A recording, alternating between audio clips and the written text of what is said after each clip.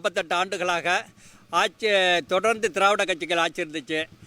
ஆட்சி மாற்றத்தை ஏற்படுத்தினால் விவசாயிகள் பயனடைவார்கள் என்று ஆட்சி மாற்றத்தை விவசாயிகள் இணைந்து அனைத்து விவசாயிகளும் இணைந்து ஆட்சி மாற்றத்தை ஏற்படுத்தினோம்.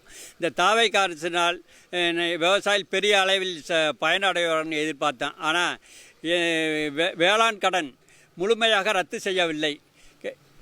அனைத்து கடனையும் நிலுவைக் கடன் உட்பட அனைத்து கடனையும் ரத்து செய்ய வேண்டும் என்று தாவேக அரசை தொடர்ந்து வற்புறுத்தினோம். ஆனால் அது ரத்து செய்யப்படவில்லை. ரெண்டாவது உற்பத்தி மானியம் கேட்டோம்.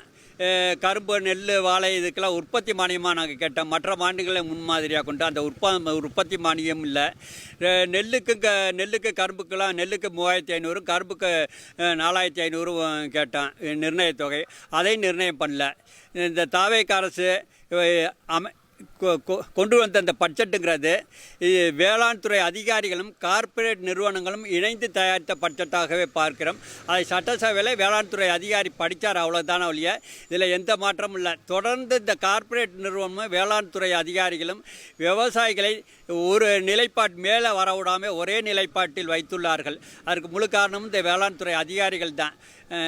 ரெண்டாவது உளுந்து பயிர் உற்பத்தி, பருப்பு உற்பத்தி, எண்ணெய் வித்துக்கள் உற்பத்தி, இதெல்லாம் மத்திய அரசு மாநில அரசு இணைந்து செய்கிற ஒரு திட்டம். அதை மாநில திட்டத்தில் கொண்டுட்டு வர்றதே ஒரு தவறானது. கடந்த 15 ஆண்டுகளாக இந்த திட்டம் நிலுவையில் இருக்குது, செயல்பாட்டில் இருக்குது. இந்த செயல்பாட்டில் உள்ள திட்டத்தை தமிழ்நாடு அரசு கொண்டுட்டு வந்ததாக அறிவிக்கிறது ஒரு தவறான கொள்கை. ஆனால் இதில் எந்த முன்னேற்றமும் இல்லை. தொடர்ந்து எண்ணெய் வித்துக்கள், பயிர் உற்பத்தி, பருப்பு உற்பத்திலாம் இருக்க குறைஞ்சிக்கிட்டே தான் போகுது ஒழிய வளர்ச்சி அடைஞ்சதாக இல்லை. தரிசு நில மேம்பாட்டு திட்டமும் அதே மாதிரி ஒவ்வொரு ஆண்டும் தரிசு நிலம் அதிகரிச்சுக்கிட்டு தான் போவது இல்லையே, குறைந்த பாடில்லை. கடந்த 15 ஆண்டுகளாக இந்த திட்டங்கள்லாம் தரிசு நில மேம்பாட்டு திட்டம் இருக்குது. அந்த டைரக்டர் இந்த பணத்தை என்ன செய்கிறாருன்னு தெரியல. அந்த டைரக்டருக்கு தான் அது தெரியும், வேளாண் துறை சார்ந்த டைரக்டருக்கு தான் செய்யும். சில திட்டங்களை நாங்கள் வரவேற்கிறோம். இந்த காவேரியில் தடுப்பணை, கொள்ளிடத்தில் தடுப்பணை, அதுக்குண்டான ஆய்வு திட்டத்திற்கு நிதி ஒதுக்கியிருக்காங்க. இது ஆய்வு திட்டத்துக்கு நிதி ஒதுக்காமல் டைரெக்டாகவே தடுப்பணை கட்டுறதுக்கு உண்டான நிதி ஒதுக்கியிருந்தால் அந்த விவசாயிகள் மகிழ்ச்சி அடைஞ்சிருப்பாங்க. ஏற்கனவே எனக்கு காவேரி கொள்ளிடத்தை பொறுத்தவரை அனைத்து துறை நீர்வளத்துறை அதிகாரிகளுக்கும் அத்துப்படியான ஒரு விஷயம். எங்கன்னா தடுப்பணை கட்டலாம் என்ன அப்படின்னு அவங்களுக்கு ஏற்கனவே ஆய்வில் இருக்குது. அதுக்கு உண்டான திட்டங்கள்லாம் உங்களுக்கு அறிக்கை தெரியும். அதனால் டைரெக்டாக நிதி ஒதுக்கியிருக்கலாம். வைகை குண்டாறு திட்டத்துக்கு ஏற்கனவே அது செயல்பாட்டில் உள்ள திட்டம். அந்த திட்டத்துக்கு கடந்த 5 ஆண்டுகளாக கிடப்பில் போட்டுச்சு. இதுக்கு 150 கோடி ஒதுக்கி இருக்கிறதுங்கிறது மிக மிக குறைவு. சென்ற ஆட்சியிலே 500 கோடி ஒதுக்குனாங்க. சென்ற ஆட்சிக்கு முந்தைய ஆட்சியில் 500 கோடி ஒதுக்குனாங்க. இந்த திட்டம் செயல்பாட்டில் உள்ள திட்டத்துக்கு ஒரு 150 கோடி ஒதுக்கியிருக்காங்க. இதுக்கு 500 கோடி ஒதுக்கியிருந்தால் இன்னும் பயனுள்ளதாக இருக்கும் என்று நினைக்கிறேன். இந்த தார்பாய் 10 கோடி போட்டுருக்காங்க, நெல் தார்பாய்கள். அதுக்கு பதிலாக அந்த சேமிப்பு கிடங்கு இல்லைன்னு சொல்லி ரொம்ப நாள் விவசாயிகள் கோரிக்கை வச்சாங்க. அது இந்த பட்ஜெட்டில் நிறைவேற்றவே இல்லை. நாங்கள் தொடர்ந்து ஒரு தாலுக்கா அளவில் நெல் சேமிப்பு கிடங்கு, பயிர் சேமிப்பு கிடங்கு, இது மாதிரி சேமிப்பு கிடங்கில் வருவாய்த்துறைக்கு உண்டான நத்த நிலங்களை கண்டறிந்து சேமிப்பு கிடங்கில் அமைக்க வேண்டும் என்று தொடர்ந்து வற்புறுத்திட்டு இருக்கேன். சேமிப்பு கிடங்கில் அமைத்தால் தான் இந்த நாங்கள் உற்பத்தி போன்ற பொருள் பாதிப்படையாமல் சேமிக்க முடியும். அதுக்குண்டான நிதி இந்த ஆட்சியில் இல்லை. ஆனால் தார்பாய்க்கு ஒதுக்கியிருக்காங்க. தார்பாய்க்கு ஒதுக்குனதே வரவேற்கிறோம். ஏற்கனவே இந்த தார்பாய்க்கு ஒதுக்குனது ஒவ்வொரு ஆட்சியிலும் இருக்குது. இது புதுசாலாம் ஒன்றும் தார்பாய்க்கு பணம் ஒதுக்கலை. அந்த தார்பாய் ஒதுக்குனாலும் அந்த தார்பாய் போய் விவசாயிகளை சென்றடையுதா?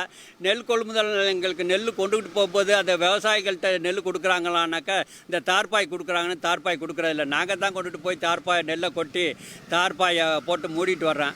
அந்த நெல்லை கொட்டுறதுக்கு உண்டான இடத்த கூட சமப்படுத்தி ஒரு சிமெண்ட் தளம் அமைக்கிறதுக்கு இல்லாட்டி மண் கொட்டி சமதளம் பண்ணுறதுக்கு நீர் தேங்காமல் இதுக்கு உண்டான கட்டமைப்பை மேம்படுத்தினா தார்பாய்க்கு பதிலாக விவசாயிகள் இன்னும் பயனடைவாங்கன்னு நினைக்கிறேன். இப்போ புதுசாக அந்த ஏஐ தொழில்நுட்பம் கொண்டு வந்திருக்காங்க. விவசாயிகள்லாம் ஏஐ கார்டு மூலியமாக அவங்களோட பிரச்சனையை கேட்டு வச்சுக்கலாம். அதை எப்படி பார்க்குறீங்க? இல்லை, ஏஐ தொழில்நுட்பங்கிறது இன்றைய காலகட்டத்தில் நவீன யுகத்தில் வரவேற்கிறது தான். எனக்கு ஒரு பயிருக்கு யூரியா எவ்வளோ போடலாம், பொட்டாசி எவ்வளோ போடலாம். ஏஐ தொழில்நுட்பங்கிறது இன்றைய காலகட்டத்தில் வேளாண்மை துறையில் ஒரு அத்தியாவசியமான ஒரு பொருள். எனக்கு மேலை நாட்டுகளில் ஏற்கனவே இதை நடைமுறை படுத்தியிருக்காங்க. ஆனால் தமிழ்நாட்டை பொறுத்தவரை இது புதிய தொழில்நுட்பம். இந்த புதிய தொழில்நுட்பத்தை உடனே விவசாயிகள்கிட்ட கொண்டு சேர்க்க முடியாது. வேளாண் துறை சார்ந்த அதிகாரிகள் பயிற்சி எடுக்கணும். அவர்கள் பயிற்சி எடுத்துக்கிட்டு விவசாயிகள் பயிற்சி கொடுக்கணும். விவசாயிகள் பயிற்சி எடுத்ததுக்கு அப்புறம் தான் இந்த திட்டத்தை நடைமுறைப்படுத்த முடியும். எனக்கு ஏஐ தொழில்நுட்பத்து மூலியமாக ஒரு பயிருக்கு எவ்வளோ, நெல்லுக்கு எவ்வளோ உரம் வேணும், எவ்வளோ யூரியா உரம் வேணும், எவ்வளோ பொட்டாசி வேணும், மண்ணுக்கு என்னென்ன சத்து இருக்குதுன்னு கண்டுபிடிக்கிறது நாங்கள் பயிற்சி இருந்தால் தான் அதை கண்டுபிடிக்க முடியும். அது வேளாண் துறை சார்ந்த அதிகாரிகளுக்கு பயிற்சி வேணும். அப்போ தான் எங்களுக்கு அவங்க பயிற்சி கொடுக்க முடியும். அதனால் இந்த திட்டம் நடைமுறைப்படுத்துறதுக்கு நீண்ட காலம் ஆகும். 1 வருஷமோ 6 மாதமோ 1 வருஷமோ ஆகும்.